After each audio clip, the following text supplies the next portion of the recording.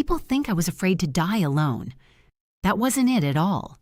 I was afraid of what they'd do to me while I was still living. There's a difference. And if you're somewhere near my age, or if you're watching this because someone you love is, I want you to understand that difference before we go any further, because everything I'm about to tell you depends on it. My name is Cecily Maroro. I am 91 years old. I have been a daughter, a wife, a mother, a widow, and for the last 6 years, a woman who lives alone in a house that is too big and too quiet and entirely, stubbornly, beautifully mine. I have buried my husband. I've buried 2 of my closest friends. I've watched my children grow into people who worry about me in ways that are loving and suffocating in equal measure, sometimes in the same afternoon. And I have spent more hours than I care to count sitting in that armchair by the window, the green one, the one Gerald always said clashed with everything, thinking about what it actually means to be old in a world that has decided old is a problem to be managed. I want to talk to you about that. I want to talk to you about the year my daughter Margaret decided I needed help, and what happened when we tried to find it, and what we found instead. It is not a tidy story. There is no moment where everyone realizes they were wrong and everything is suddenly fine. But it is a true story, and at 91 true is the only kind I have any interest in telling. Let me start with a Tuesday in November. November because the trees were already bare and the light was that flat gray that makes everything look a little defeated. I had been living alone for 4 years at that point. Gerald had been gone 4 years and 3 months. I was managing. I cooked for myself. I kept the house. I paid my bills.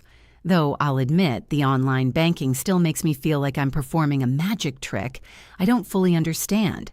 I walked to the end of the block and back every morning slowly. But I walked. I called my grandchildren on Sundays. I read. I watched my programs. I was, by any reasonable measure, a woman who was getting on with things.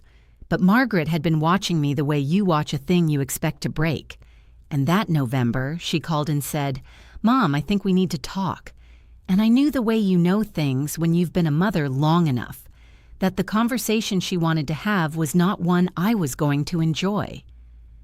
She drove up on a Saturday. She brought my son-in-law, David, which told me this was serious because David normally treats visiting me the way some people treat going to the dentist. Necessary, not unpleasant exactly, but not something you volunteer for. He's a good man. He just runs out of things to say to a 90-year-old woman after about 40 minutes, and I've always respected him for not pretending otherwise. He sat at my kitchen table and drank his coffee and let Margaret do the talking, which was sensible of both of them. "Mom," she said, "we've been thinking," and the "we" told me everything. This wasn't a thought Margaret had alone. This was a conversation she and David had been having behind my back in their kitchen, probably after the children were in bed. The way parents talk about things they don't want the children to hear, except in this case, I was the child. She said, "We've been thinking that maybe it's time to talk about your options." Options. I have always distrusted that word when people use it the way Margaret used it then. Options in that context doesn't mean freedom. It means we've already decided something, and we're going to present it to you in a way that makes it seem like you have a choice. I didn't say that. I'm saying it now 6 years later because now I can. Then I sat across from my daughter and I looked at her face. She has Gerald's forehead. Always did. Wide and honest, and I saw that she was frightened. Not of me. For me. And that changed things. You can be annoyed at someone for being wrong, but it's much harder to be annoyed at someone for being afraid on your behalf. So I said, "All right, Margaret, tell me what you're thinking." And I listened. She had 3 ideas. She'd been thorough, my Margaret. She gets that from me. She'd written things down. She had a notebook. I noticed she kept it slightly out of my sight line, which I thought was considerate and also a little bit funny because I taught her to be organized, and then she was trying to hide her organizational skills from me. She laid it all out. Option 1. I could come and live with her and David. Option 2, they could find me a caregiver, someone to come in during the week, help with the house and the shopping, and what she called the day-to-day. Option 3, and she said this one quietly, gently, the way you say something, might hurt. Option 3 was that we could look at some communities, some places where there were staff, where there were other people my age, where I'd be safe. I told her I'd think about it. I thought about it for 3 weeks. And then, because I had raised my children, to be honest, and I owed them the same honesty in return, I called Margaret back and said, "Let's try your first idea. I'll come and stay with you for a while. Let's see how it goes. I want to tell you about those 8 weeks because I think they matter. Not because they were terrible. They weren't. Not exactly. Margaret's house is warm and well kept, and her grandchildren, my great-grandchildren, are loud and joyful in the way that only very small people can be. Little Oscar, who was 4 then, used to climb into my lap without asking, like it was his right, which I found unexpectedly wonderful. I hadn't had a small person in my lap in years. I'd forgotten the weight of it, the specific alive weight of a child who trusts you entirely with their body.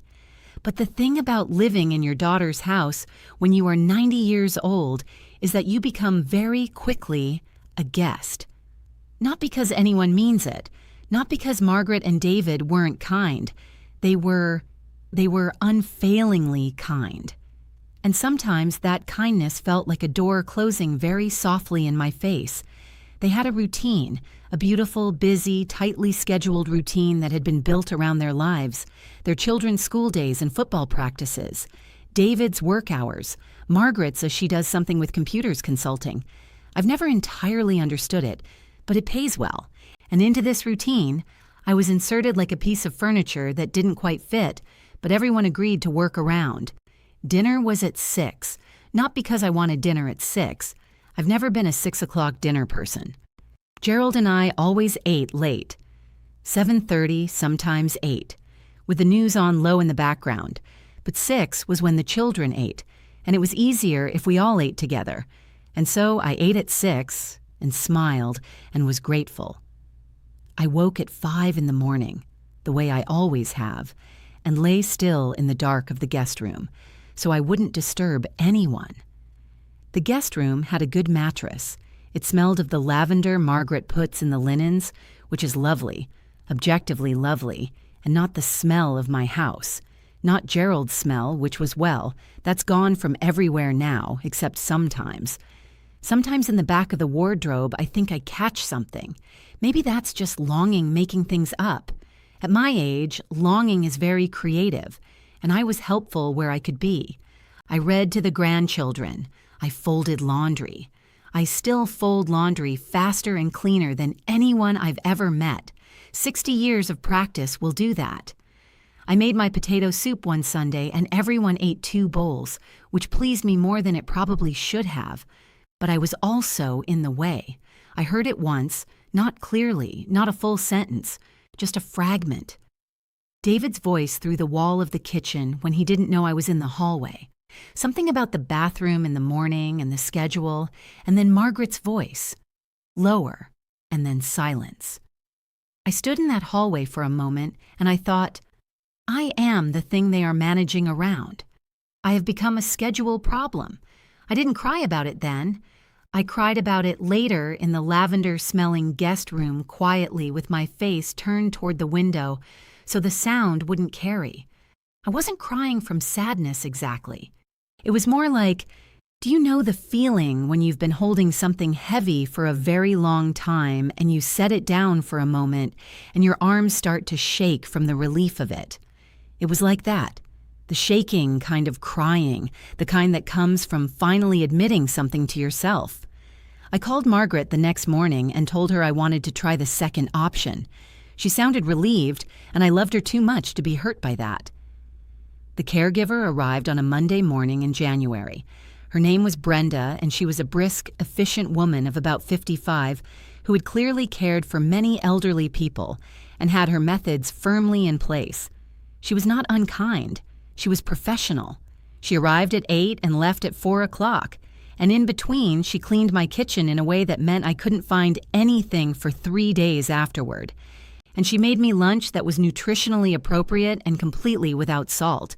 And she sat with me in the afternoons watching programs she chose because the remote was somehow always nearer to her. She called me Mrs. Marrow after 40 years of being Cecily, of being Mom, of being Grandma Cece. I was Mrs. Marrow, which was my mother-in-law's name. God rest her difficult soul. I know you're expecting me to say I was ungrateful. Maybe I was a little. But I want to explain something about what it means to have a stranger in your kitchen when you are old and alone. Your kitchen is not just a room. It is the room where everything important in your life has happened. I made my children's lunches at that counter for 22 years. I cried into that sink after my mother died. I danced badly slowly with Gerald in that kitchen the night we got the news that Margaret had passed her medical exams because he'd had a glass of wine and I'd had 2, and we were so happy. We didn't know what to do with it. That kitchen is 40 years of my life pressed into the walls, and Brenda's presence in it, however well-meaning, felt like someone walking through a church while the service is still going on, polite but wrong. And the money. I haven't talked about the money yet, but I should because that was real and it mattered. Gerald left me comfortable, but not wealthy. My pension is modest. Brenda's agency cost more per month than I was prepared for, and Margaret offered to help, and I let her for 3 months to then I sat down one evening and I looked at the numbers, really looked at them. The way I used to look at the household accounts in the lean years, Gerald was a teacher. We had 4 children. Lean years were most years, and I thought this is not sustainable, not without becoming a financial burden on my daughter. And I have never, not once in 91 years, wanted to be a burden on anyone. I may have many flaws, stubbornness, chief among them, according to everyone who has ever loved me, but I have always carried my own weight. So I told Margaret to cancel the agency, and she cried. And I said, "Margaret, please don't cry. This isn't a tragedy. This is just thinking." And she said, "Mom, then what? What do you want to do?" And I said, "Let me think." She was quiet for a moment. Then she said, "Mom, I need you to also think about the other option, the communities. Just look. Just go and look."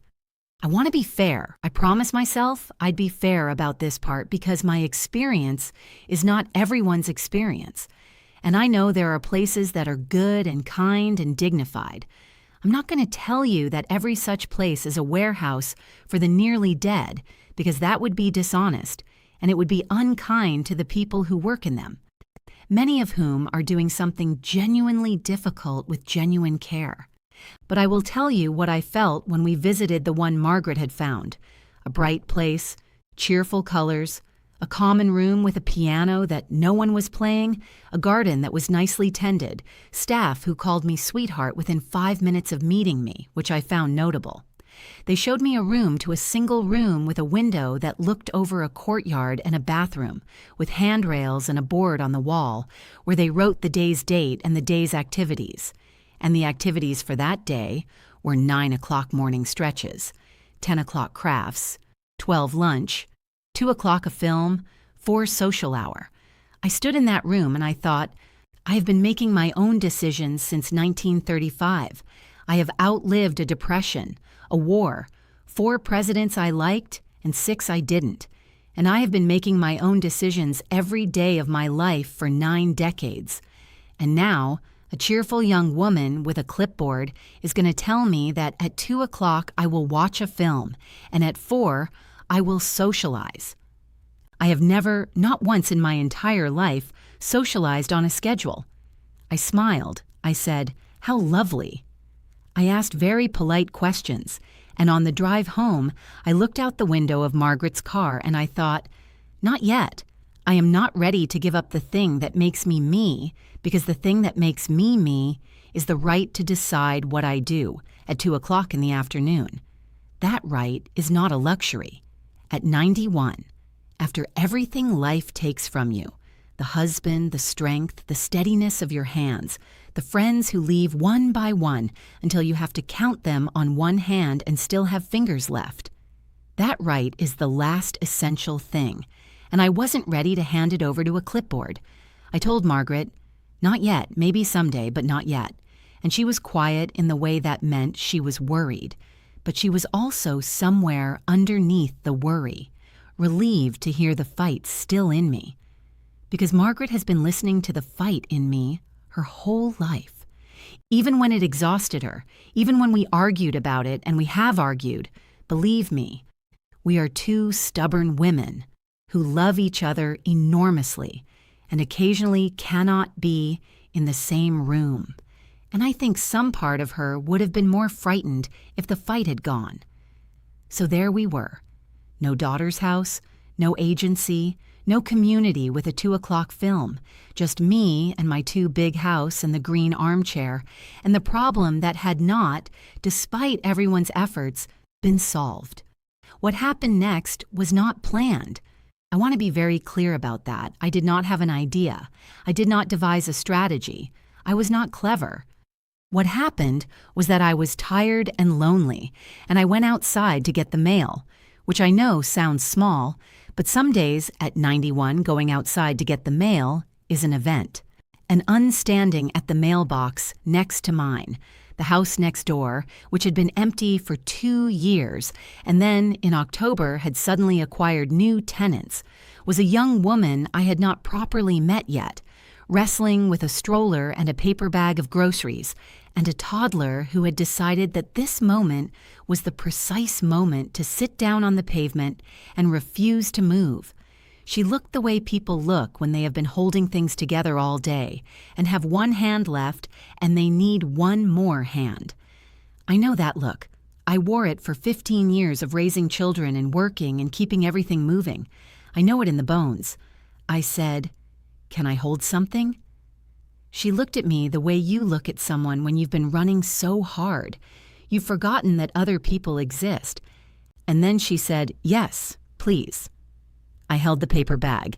She picked up the toddler. His name was Marcus. I would learn this later.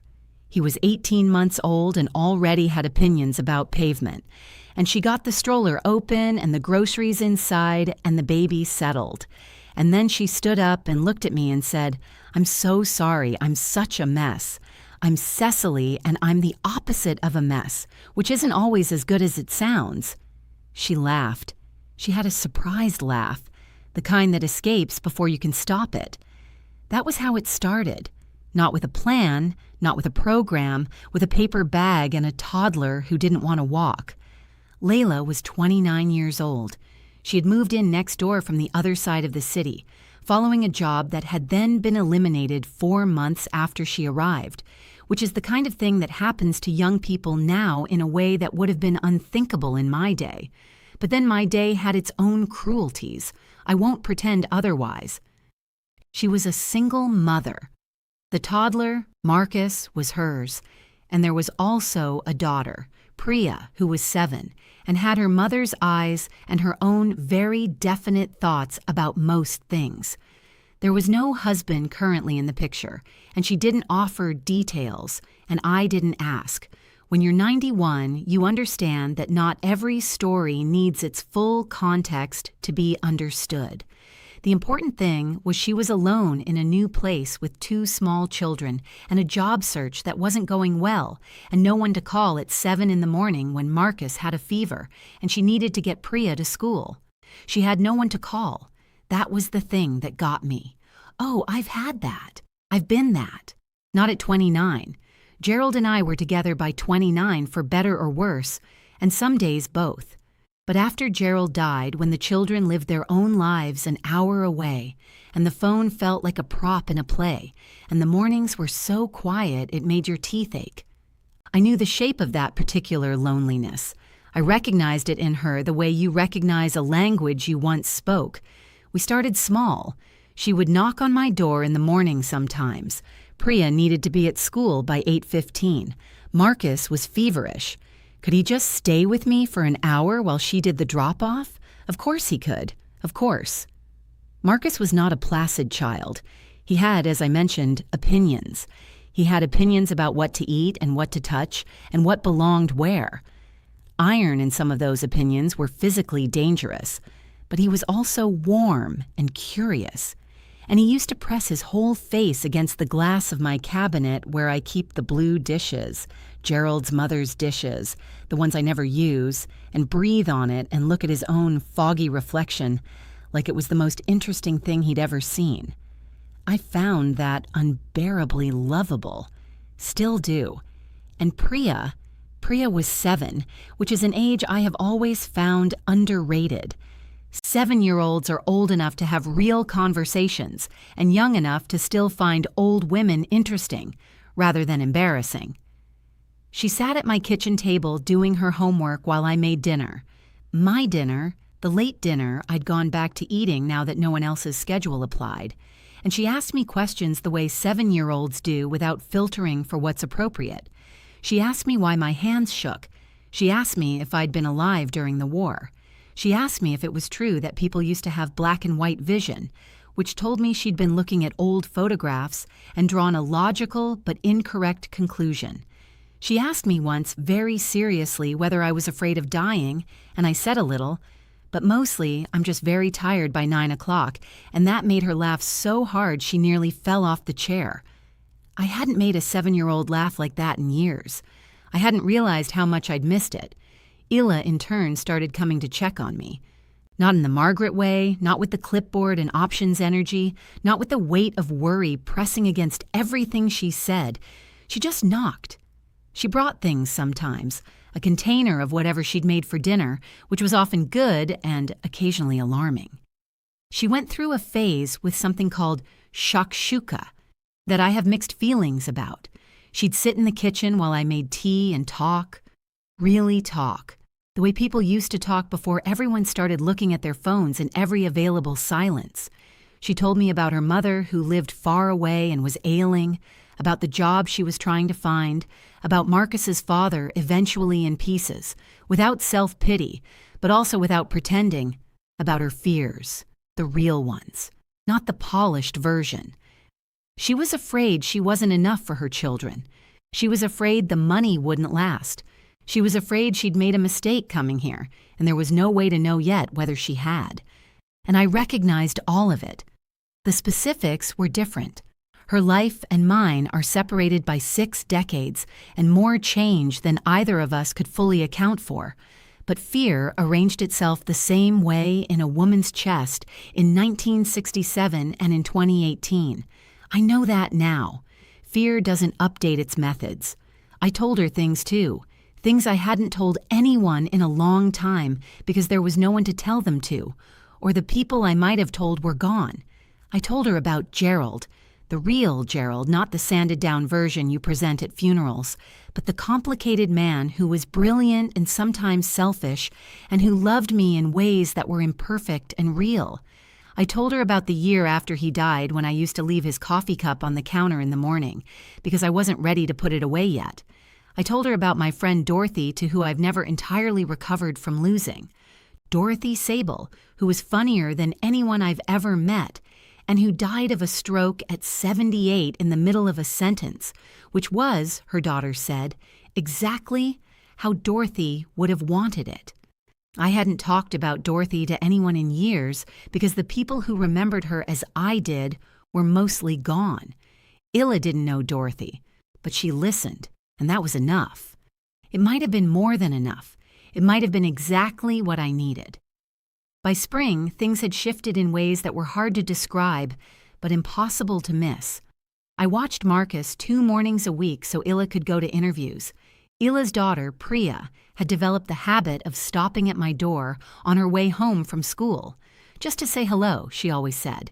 Just to see if I needed anything, though she was 7 and then 8 and then 9. And what she actually needed was to sit in a quiet kitchen with someone who wasn't stressed. And I could give her that. Illa helped me with the grocery shopping, which I'll admit had become genuinely difficult. Not the choosing, I can still choose a tomato better than anyone, but the carrying, the lifting, the logistics of a body that doesn't always cooperate. She changed a light bulb I'd been leaving alone for 6 weeks because the step stool and I were no longer on speaking terms. I killed her basil plants 3 consecutive times before I managed to grow her a new one from my own, which I did feel proud of. We were not a family. I want to be precise about that because the word family can crowd out other words that might be more accurate. We were something older than that or differently shaped. We were neighbors in the original meaning. People who needed each other and showed up for each other and asked for help and offered it without turning it into a whole production. My mother's generation would have recognized it immediately. Mine recognized it with a kind of grief because we'd been so busy building lives that insulated us from each other that we'd forgotten this was how people used to live, how people used to survive. Margaret visited in April that year. She stayed for a weekend. On the Saturday afternoon, Illa knocked with Marcus on her hip, and a question about whether I had any time, which I did, and which turned into her and Margaret sitting at the kitchen table for an hour talking about some television program they'd both been watching. While Marcus tried to fit an entire wooden spoon into his mouth, and I made tea, and Priya read a book in the corner with her legs over the arm of the chair, the way children do when they're comfortable somewhere. Margaret was quiet on Sunday morning, and before she left, she said, "Mom, you seem..." And she stopped. I waited.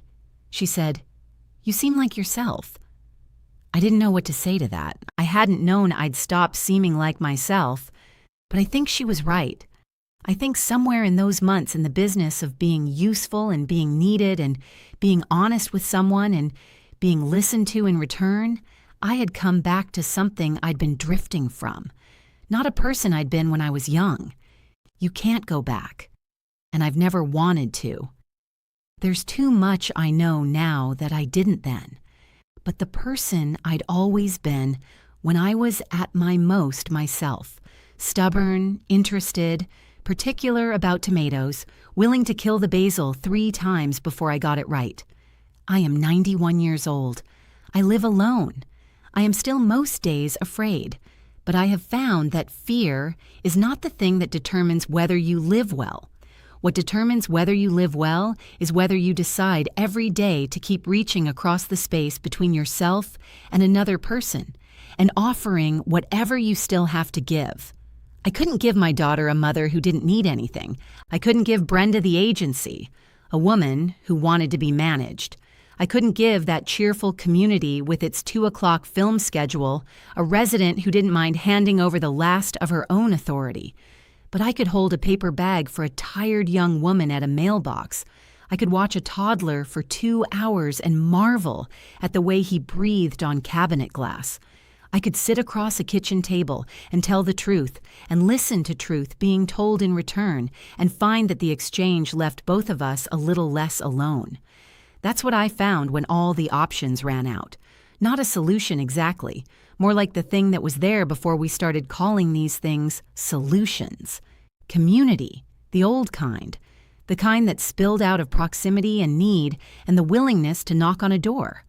I still have hard days. I fell last January in the hallway, not the bathroom, though I appreciate the dignity of the distinction. And I lay there for a moment on the floor, looking up at the ceiling, and I thought very clearly, this is it. This is the moment Margaret warned me about. And then I thought, I'm fine. I'm not hurt. I'm going to get up. And I did. It took a while, but I did. I didn't tell Margaret for 2 weeks. I told, I don't know how long this arrangement will last. Bodies have their own schedules, and they don't consult you. Some morning I will wake up and the step stool, and I will have a more serious disagreement, or something else will happen that is less recoverable. And then the question of what comes next will have to be answered in earnest. I know that I've been 91 years on this earth. I'm not going to pretend I don't know how stories end.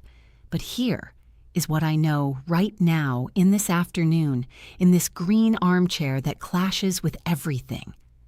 I am not managed. I am not a schedule problem. I am not Mrs. Amaro to strangers who mean well.